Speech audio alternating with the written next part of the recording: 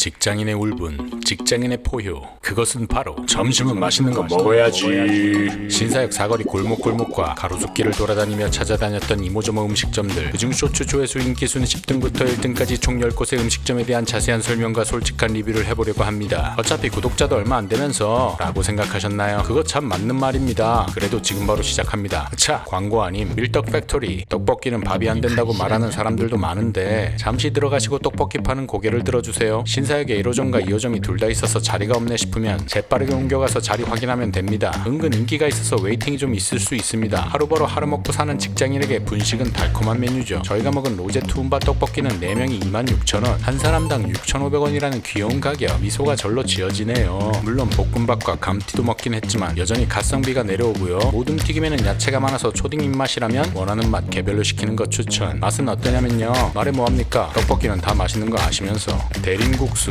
을지로 상인들의 터전인 대림상가에서 시작된 음식점이라고 하는데 고소한 숯불꼬치와 잘 어우러지는 온면, 비빔면, 냉면을 맛볼 수 있습니다. 사실 술 마시기에도 좋아 보이는 메뉴들도 있는데 직장인도 점심에 소주 한잔하게 해주세요 는 아니고 바로 꼬치 비빔면을 시켜봤습니다. 중국풍이라고 해야 하나? 이런 느낌의 비빔면은 처음 먹어보는데 어느 정도 자극적이면서 쫄면 느낌이라 식감은 좋았습니다. 근데 솔직히 지향도 왔다 갔다는 말과 함께 엄청 유명한 정도까지는 잘 모르겠는 그런 맛이랄까요? 하하하하하. 영동 설렁탕. 여기는 쇼츠로 올렸다가 한 명의 시청자에게 신뢰도를 잃은 곳이기도 한데요. 쉽게 건영만 해도 나오고 성시경에 먹을 텐데에도 나왔죠. 신사역 5번 출구 쪽에 있는 설렁탕집. 사실 반찬은 김치 석박지 끝. 메뉴도 수육 설렁탕 끝. 이라서 오히려 맛집 스멜 솔솔 나는 느낌 아시죠? 코리안 패스트푸드 설렁탕 역시나 주문 후 1분 만에 나왔고요. 객기 부리지 않은 담백한 설렁탕. 누군가는 기름진 맛으로 느껴진다고도 하던데 그러면 기름 빼고 주문하면 됩니다. 정말 맛없다고 댓글 다신 분 전 괜찮던데요. 50년 가까이 운영하시면서 사랑받아 왔는데 연중무휴인 것은 좀 놀랐고요. 성시경은 해장하러 들어갔다가 오히려 더 취해서 나오는 맛이라고 했는데 직장인은 술을 마시지 못해서 아쉬웠어. 신사 교자냉상.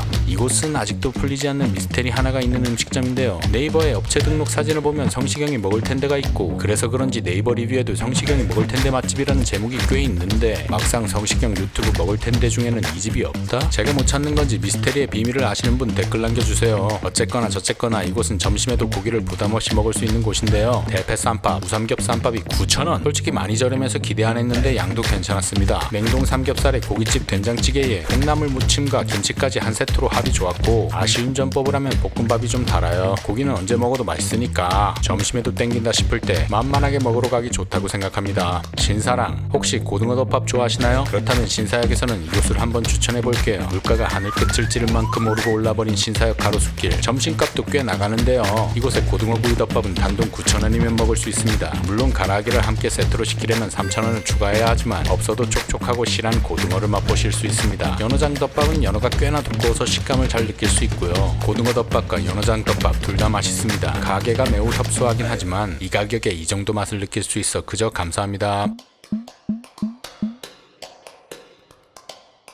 한성 돈가스. 1987년부터 영업을 시작했다는 전통이 있는 돈가스집. 추억의 옛날 노포 돈가스를 맛볼 수 있는 곳입니다. 원래는 찐으로 노포 가게였는데 새 건물로 이사했다고 하고요. 수요 미식회에도 출연했다고 합니다. 이곳의 돈가스는 전통 스타일의 경양식 돈가스라고 생각하면 되는데 극강의 바삭함을 자랑합니다. 진짜 바삭해요. 기름튀김 맛에 쩔은 느낌도 없고 따끈따끈. 어릴 때 아빠 손잡고 돈가스 먹던 시절 나오던 양배추 샐러드까지 그 시절 감성 완벽합니다. 돈가스와 소스는 자체 개발하셨다고 하고 조미료를 전혀 안 쓰신다고 하는데 솔직히 말하면 육즙이 좀 없는 느낌이었고 특출나게 미쳤다 느낌은 아닌 따끈따끈 바삭함으로는 1등 인정합니다. 이상 개인적인 의견이었습니다. 모던 아시아 누들 서비스, 올드페리 도넛과 아우어 베이커리 등 유명한 핫플 디저트 가게, 그 브랜드들을 여러 개 배출한 CNP 컴퍼니가 운영하는 식당이라고 합니다. 2023년에는 세계 총회 귀빈들이 방문하기도 했다고 하고 MG 맛집이라더니 평소에도 지나다니다 보면 웨이팅이 항상 많더라고요. 내부는 깔끔한 프랜차이즈 레트로 가게 같은 느낌이고 음식의 향이 대체로 강해서 맛있는 냄새가 솔솔 납니다. 소고기 볶음면은 간도 적당하고 불향이 나서 좋았고 어양가지는 튀긴 정도가 알맞았고 소스가 잘 어울렸어요. 모닝글로리는 마늘향이 잘 어우러져서 좋았고 식감도 약간 스타일이 중국 음식종에 가까운 듯 하기도 하고요. 전체적으로 맛이 좋아서 기분 좋게 먹고 나왔습니다. 딩딤 1968.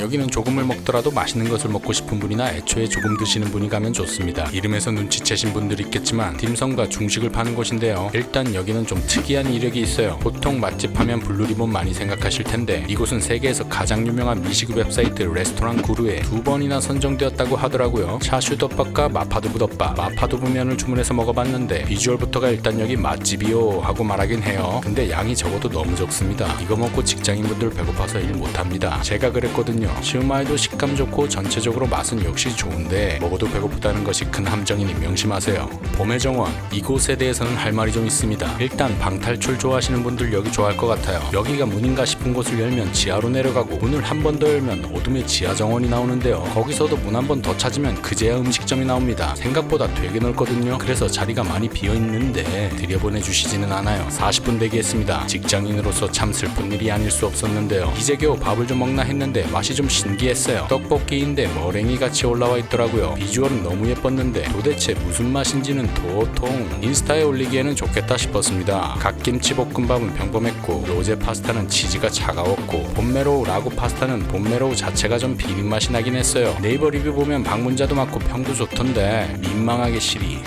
조회수 명예의 1등을 차지한 이곳 신사역 8번 출구와 가까이 위치한 곳에 있는 베트남 음식점입니다. 여기가 조회수 1등을 차지할 줄은 예상 못하긴 했는데 어쨌든 이곳은 좀 독특한 특징이 있는데요. 바로 독서실만큼 조용하고 차분한 분위기의 음식점이라는 것인데요. 떠들면 혼납니다. 혼밥하기에는 매우 적당할 것 같긴 해요. 혹시 여기 와서 떠들다가 진짜로 제재받으신 분이 있는지 궁금하네요. 어쨌든 쌀국수 자체는 깔끔한 맛이고 무난한 프랜차이즈 맛이랄까요. 연사리도 무료 추가 가능해서 좋은데 밥 먹다가 갑자기 전화가 와서 통화를 해야 한다거나 해서 목소리를 높이면 혼날 수도 있으니 조심하세요.